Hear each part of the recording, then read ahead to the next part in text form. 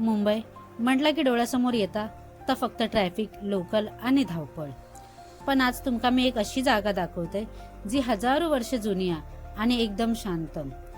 नमस्कार मंडळींनो, मी आज इले जोगेश्वरी पूर्वमध्ये आणि समोर ही आपली जोगेश्वरी गुफा. हैसर येऊक अगदी सोपे हा. जोगेश्वरी स्टेशन पासून थोडाच अंतरावर. एंट्री फी काय नाही, पण जागा स्वच्छ ठेवणं ही आपली जबाबदारी आहे. ही गुफा म्हणजे काय साधीसुधी नाही, जवळपास 1500 वर्षापूर्वी कोरलेली आहे. इतक्या जुन्या काळात मशीन नाही, टेक्नॉलॉजी नाही, तरी सुद्धा एवढा सुंदर कोरीव काम केलेलं आहे.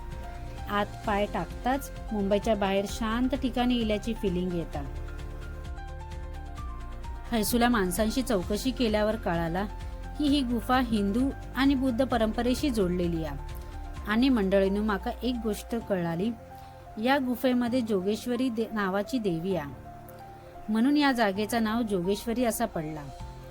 या जोगेश्वरी देवी बरोबरच हैसर शंकराचं मंदिर आहे, हनुमंताचं मंदिर आहे, अगदी सुंदर आहे. विकेंडला मॉल किंवा कॅफेमध्ये जाण्यापेक्षा अशा ठिकाणी येवा जर इतिहास आणि संस्कृती जपली जातात. मुंबईमध्ये रवान सुद्धा जर तुम्ही ही जागा नसाल बघितलात तर तुम्ही नक्की काहीतरी मिस केलास.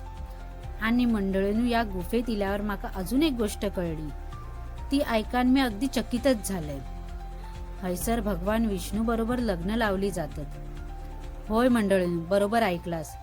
ज्यांच्या पत्रिकेत 2 लग्न असतात त्यांचा पहिला लग्न भगवान विष्णू बरोबर लावतात, जेणेकरून त्यांचा पुढील विवाहिक जीवन सुखमय होईल.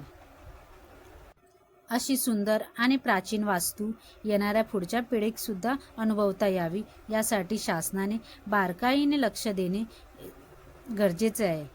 आणि यासाठी मुंबईचा मालवणी चेडू कळकळीची विनंती करता.